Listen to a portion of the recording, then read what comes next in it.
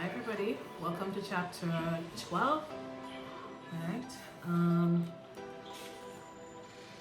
Alright, so let's just get into the story. I did not tell Joseph what happened. He left for Providence and stayed away for 5 weeks. My mother still worked night shifts. She had no choice. However, she would test me every week to make sure that I was still whole. When Joseph returned, I did my best to avoid him. I was hoping he would go back to Providence and forget that he had ever met me. He did not give up so easily.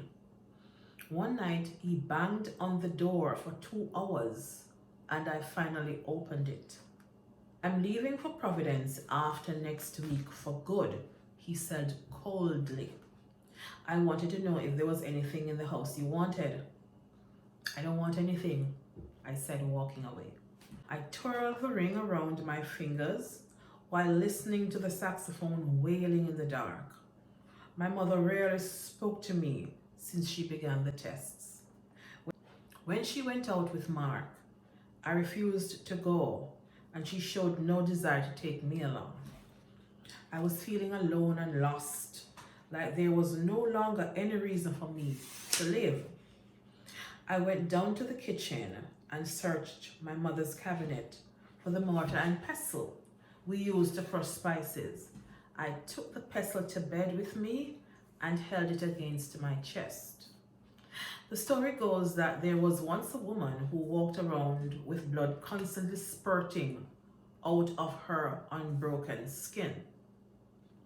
This went on for 12 long years.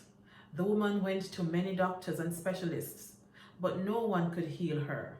The blood kept gushing and spouting in bubbles out of her unbroken skin, sometimes from her arms, sometimes from her legs, sometimes from her face and chest.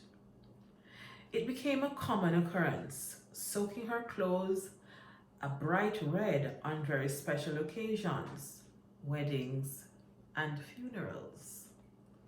Finally, the woman got tired and said she was going to see Urzuli to ask her what to do.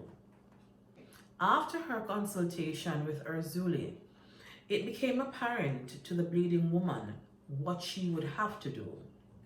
If she wanted to stop bleeding, she would have to give up her right to be a human being. She could choose what to be, a plant or an animal, but she could no longer be a woman.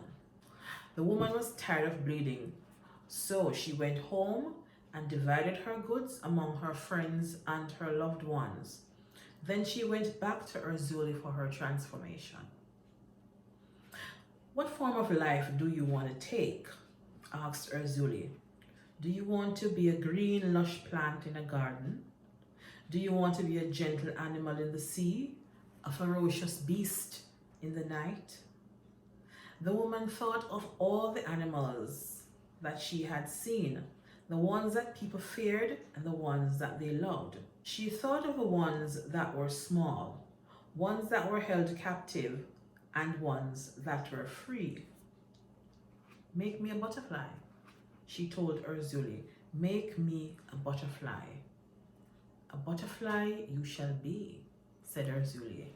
The woman was transformed and never bled again.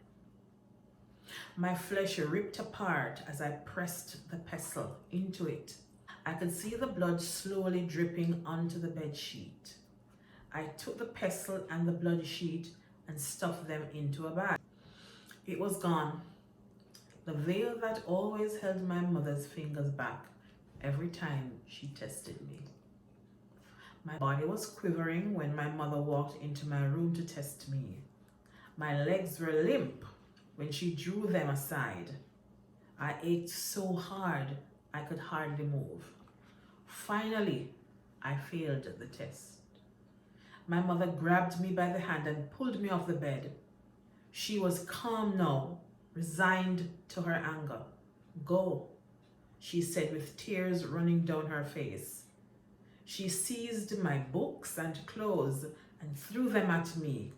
You just go to him and see what he can do for you. I waited until I heard her moaning in her sleep. I gathered my things and stuffed them into a suitcase. I had to dress quickly. I tiptoed downstairs and opened the front door. I knocked on Joseph's door and waited for him to answer. "Are you in trouble?" he asked. He took me inside and sat me down. I was limping a little. My body ached from the wound that the pestle had made. I handed him my suitcase and the pinky ring he had given me. "I'm ready for a real ring," I said. "You want to get married?" I nodded. "Well, we have to do it now," I said. "Right this minute. Without a priest, I don't care." I was bound to be happy in a place called Providence, a place that destiny was calling me to. Fate, a town named after the Creator, the Almighty. Who would not want to live there?